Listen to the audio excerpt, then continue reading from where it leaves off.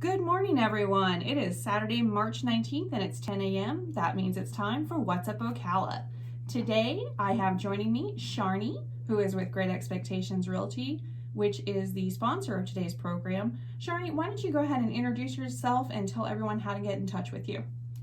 Hi, my name is Charnie, and I'm a realtor here with Great Expectations Realty. I work with Andrea. And to get in touch with me, my cell number is 954 901 0994. And my email address is charniemonexe@gmail.com. So basically, it's my first and last name at gmail.com. Gmail is so great. It's so reliable. I love that email interface. It's great. Okay, so Charnie, what were you wanting to talk to everyone about today? I know we had kind of talked about this beforehand, but you are absolutely excellent at this, which is how to get your house ready to sell. So that's what I would like to talk about today. Okay, there's a lot of people that are considering putting their house on the market, either with a realtor or they haven't quite figured that they're ready for that stage yet, or they're kind of embarrassed about their house a little bit. And even though we have seen absolutely everything, it still, can definitely feel empathy with them, because I know I wouldn't want somebody going in my house right now, that's for sure. But what are some of the things that they can do to get their house ready and prepped for the market? Well, that's a loaded question. So let's go into all of the details for that. First of all, like you say, make sure that you're ready. Make sure that this is a good time for you, for people to come in and out of your house, because you have to show the house. Maybe we'll have to, or if you end up hiring a realtor, we'll have to do an open house. So make sure that you are mentally prepared to have people coming into your house. So that's the first thing. But when it comes to the steps that you have to make, first step is to understand your market.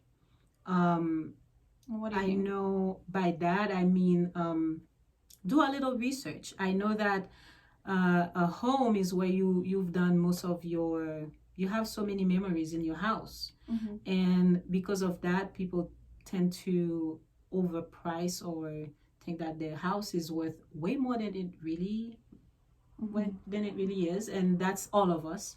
That feels like that. So it's good to kind of look around online and see what other houses around you are selling for that maybe can be compared to yours. So it's a good thing to know even before you hire a realtor, if you are going to hire one. Would you suggest they go to like an open house or anything that are in their neighborhood if they can? Yes, that's actually a pretty good idea. If there is one around and you think maybe it's a comparable house to yours, it's good to go to an open house, kind of see what they have to offer, what yours have that they don't have, or vice versa, and then go based on that. Well, I know we do open houses fairly frequently, and oftentimes there are people from the neighborhood that come over, even though they already own a home. They're just kind of curious. I mean, I've never had an issue with people stopping in for that. Exactly. We love having people over when we are having an open house. So, if you see one, even if we are not the one doing it, anyone who's doing it, just go over. I think all realtors are always happy to have interest, whether you want to buy it or not, to come over to the open house. I think it's a prerequisite for realtors to actually enjoy talking to people, whether they're actually actively selling to them or not. They want to have that personal connection and chit chat. You can probably talk to anybody about anything, honestly. Honestly. Yeah, just come over, and then especially if we are not busy, depending on the time of the open house, just come over, ask any question. Trust me, the realtor will be happy to answer your question. That's a good first step, really, is just checking out that neighborhood and checking out comparing your own home to other houses that are being sold, especially new construction. There's a lot of new construction in almost every neighborhood in Marion County, so a lot of times you can go and see those as well, or the model homes or whatever. So that's really great. So what other tips do you have for our listeners today? So other than understanding the market and what houses are selling for in your neighborhood, it's good to consult a real estate agent. a listing agent. Typically, someone like me or any other agent who knows the market, they will be able to run a comparable report. We call it a CMA, or it has other names. You can see, we can compare any houses that were sold in your neighborhood within the past maybe 180 days or so. And based on that, we can come up with a price that's correct for your home. So that's interesting that you say listing agent, because I don't think a lot of people are familiar with buyer's agent versus listing agent versus, you know, what all of that means. But I know some have more of an inclination towards working with buyers, and some are more inclined to work with sellers. So which would you consider yourself? I consider myself both. I have done both. I work very well with buyers, and I've worked very well with listings as well. Mm-hmm. Although I have had some headaches with listings, but I have overcome every single one of them. So I would say I do both. Okay. Yeah. So what are some of the headaches that can happen? We won't say will happen, but what can happen? Well, from the few listings that I've had so far, as far as like being a listing agent, because I have worked with more buyers, but I do both. Sometimes, like I said before, some people really think that their home is worth so much more than it really is, and they tend to overprice the home. You don't want to do that. When you're putting your home on the market, you want to price it right so it can attract people coming to look at it and, you know, get your house sold very quickly, instead of it sitting on the market. So overpricing your home can have that effect. So I've had situations where the seller wants significantly more than the house is really worth, or more than what is selling around their neighborhood. So that's one issue. And I had a listing where the seller wanted so much money but didn't want to put any type of work into the house. So the house needed some work. Okay. The roof was 19 years old. Oh, yeah. The floor was not okay. And it was not updated, but they were looking at comparables to their home that was close by that were completely upgraded. So they wanted the same amount for not the same thing. Yeah. Okay. And basically it wasn't the same thing. Well, I mean, with the roof and the flooring, those are both issues for financing as well. The buyer pool would be much, much lower on something where you don't have, you know, yeah, it might look a little dated and you can do something with that, but if it's got issues where the flooring is missing or not up to a code, then that's going to be a problem for financing. I know FHA and VA, I don't even believe USDA would accept it if it's got missing flooring. So and definitely the roof. The roof is such an issue right now for us, yes, for everybody. Yes. I'm sure you've been feeling that pain too. Oh yeah. Oh yeah. And the thing is, sometimes even if the roof is in good condition, it's not leaking or anything, but because of that number, the age, you will have a hard time to get insurance on it. So as a seller, sometimes you have to put yourself in the buyer's shoes. If you were buying a house with a 19-year-old roof and you can't get insurance, what would you do? So it's going to be the same, because if the buyers are not satisfied or they can't get insurance, they're not going to buy your house. So which brings me to the point where I wanted to give those tips as well. Look at what needs to be fixed in your house before you get on the table of selling it.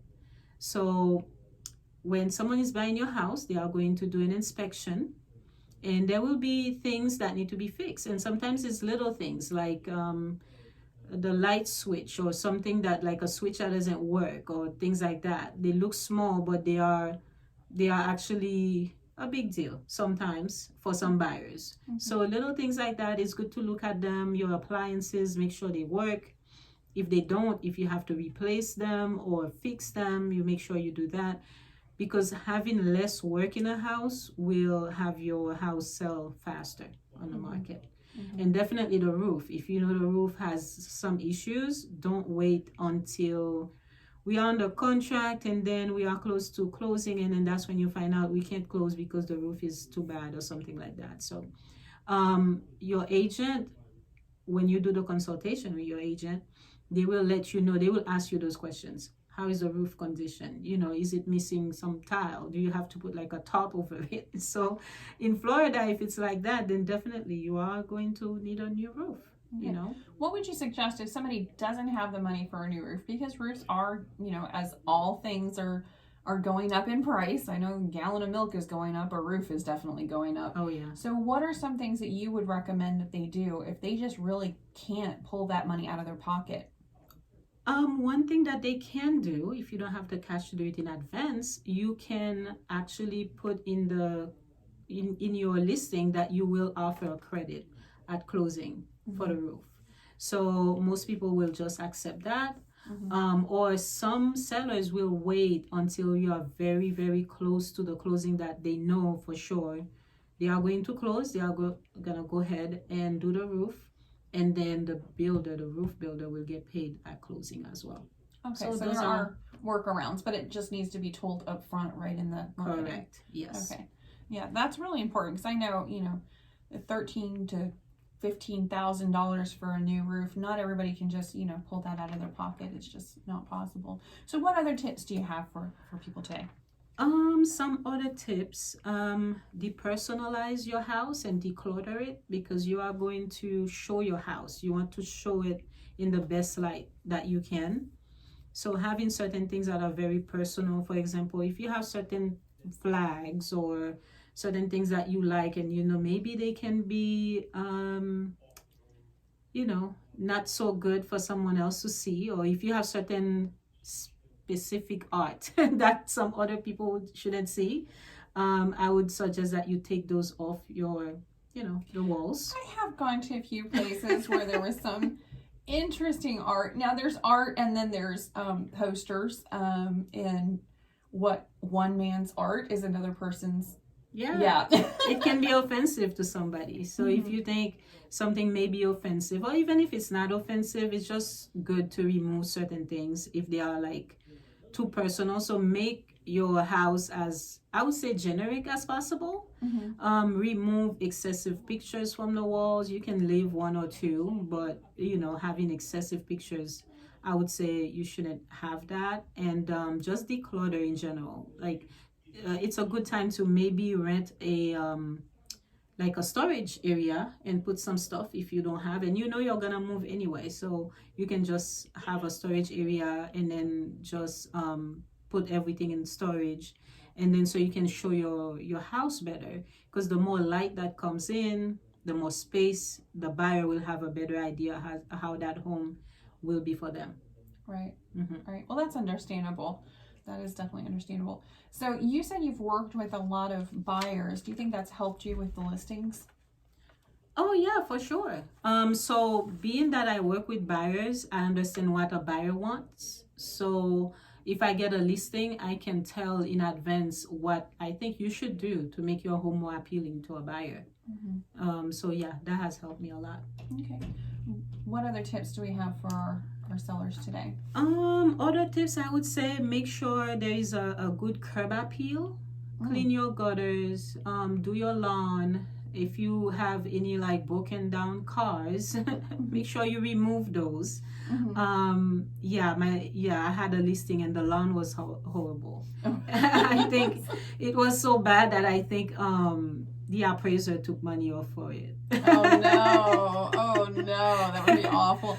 What's funny is, you're being all nice and sweet on here. Not that you're not a nice person, you are a very sweet person, but you are very, very direct. Yes. And so I know full well that you told the sellers that needed to be fixed ahead of time. I did. Yeah. I did. I definitely did. I told them, your grass is missing some spots or whatever. And the house wasn't really bad. It's actually, if they did the lawn, it would have looked so much better. And that was one of the criticism that I got when I posted the pictures on Facebook and stuff, trying to do marketing. People are like, people don't do the lawn anymore. So, yeah, I got a lot of heat for that. So I think those are like very minimal things that you can do to make your house look better. And then also that same house I'm talking about, they were missing pieces of the fence, you know. And I know the husband was very handy and he could have done that, you know, just pick up those pieces and replace them on the fence, and maybe even paint inside. For example, they did a lot of holes on the walls to hang stuff like art and pictures, and then when they just up and left, and there was about at least 200 holes on the walls. Oh my goodness. And yeah, that did not look good. They didn't do a touch up or anything like that, and at the end they did end up having to do that, because after so many people come in, and then that was their feedback, they ended up having to do that. So things that seem very minimal, and it's a resale, it's as is. Yeah, some people really get hang up on the as is. Yes, it's as is, but if you get your house looking better, it's good for you. It's just not just for the buyer. Well, you'll definitely get more offers that you can choose from. I have rolled up with a buyer many times, and they look at the house and they say, no, I'm not getting out of the car. Or they just, you know, oh, don't bother. We came up on this house, and don't bother. Yeah. So you definitely don't want to be that house. It might be a fantastic home, but if it looks like there's a lot of deferred maintenance, they're going to wonder, well, what else is not being worked on? What else is being deferred? If I can tell just by rolling up to the curb, then this isn't the house for us, because I don't want to have to do all of this work. I want to come in and have this fresh new thing. So yeah, I could definitely see that. You know, and it's really embarrassing rolling up with your buyers and they're like, no, I'm not getting out of the car, and you've got an appointment. So be kind, okay? Don't do that to us.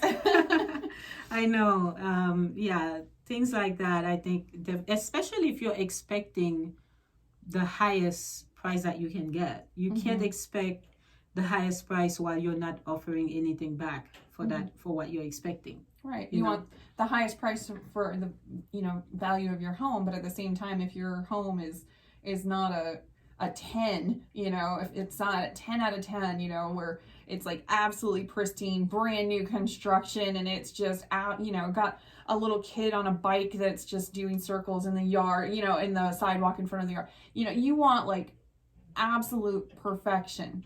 That's a 10. Yes. So really ask yourself and be honest, where does your house score? Because you're going to know, as a seller living in the house especially, you're going to know what things are broken and what things aren't working quite right, or what doesn't look quite right, more so than anybody else.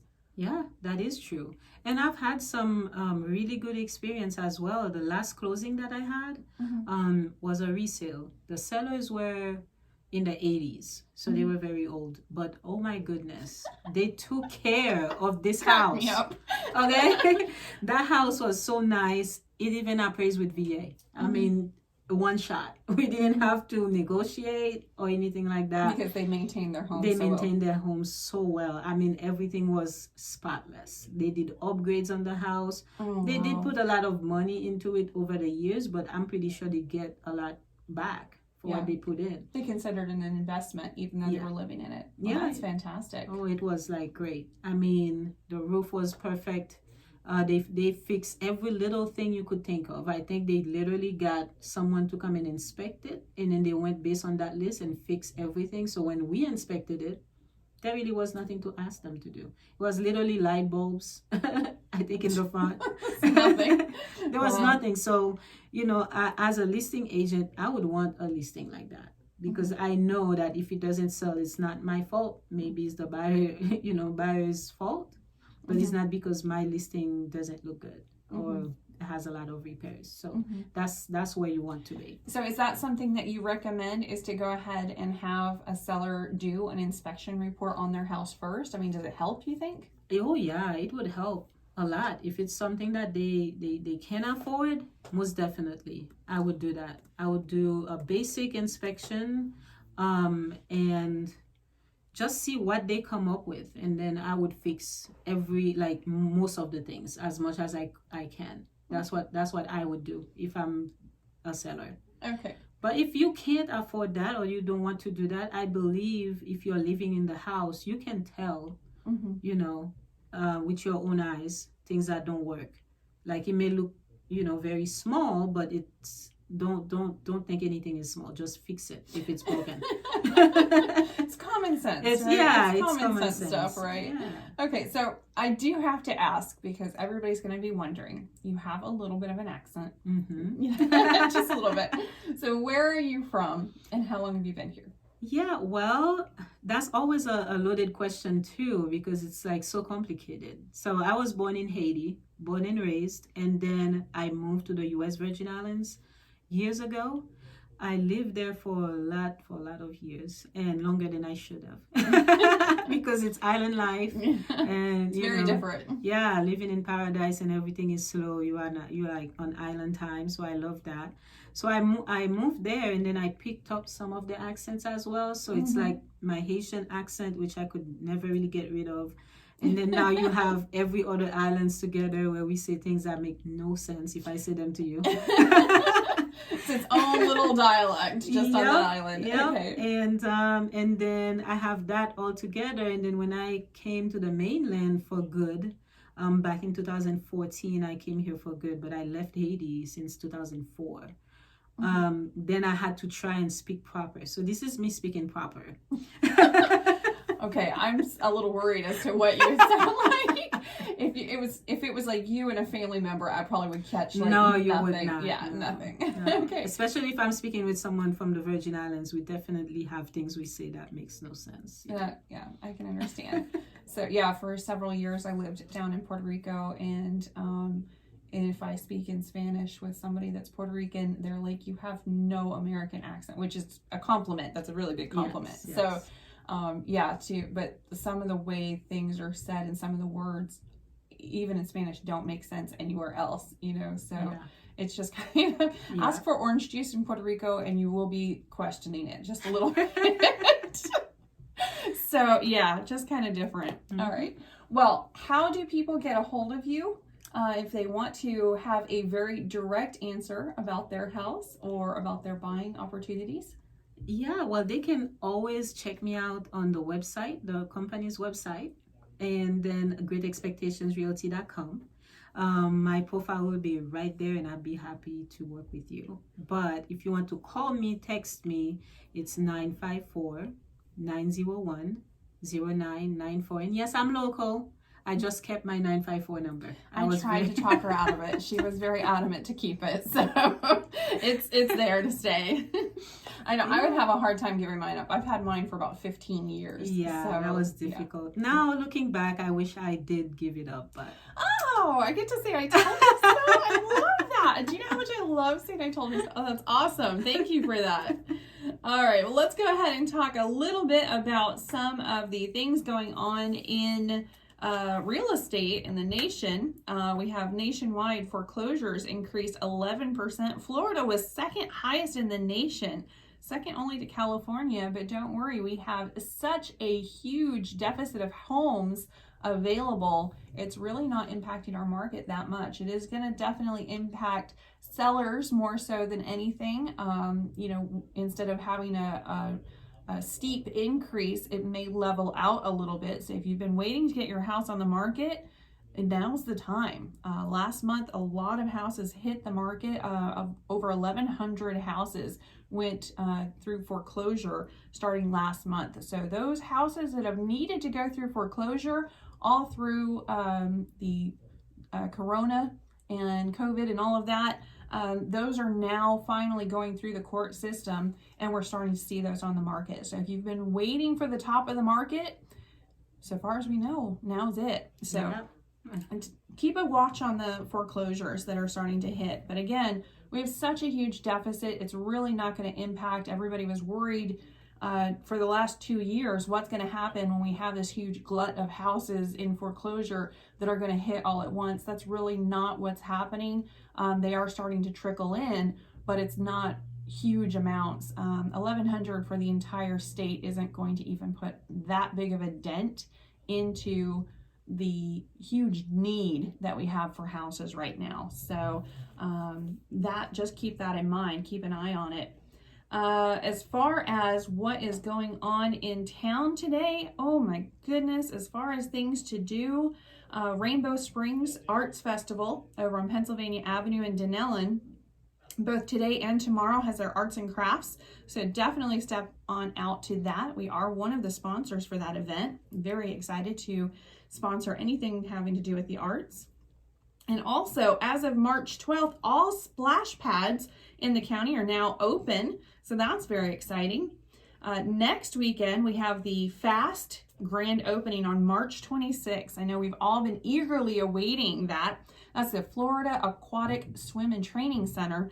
That's over by Westport High School, just across the road. That is a huge facility. I think they were estimating about 10, maybe 20 million. It is now at $38 million for that facility, but it is absolutely amazing. And I think it's going to bring a lot to our community. Absolutely amazing. So if you have time on March 26th or thereafter to go over and check that out, I highly recommend that you do that. Okay, well, that's about it for us.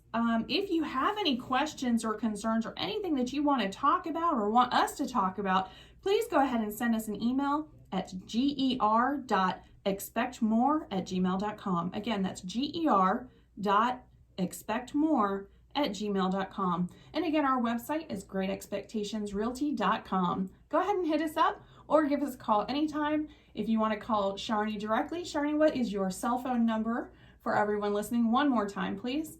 It's 954-901-0994. Thank you so much for joining me today, and I greatly appreciate all the information that you shared with everyone. Oh, it's my pleasure. Thank you for having me.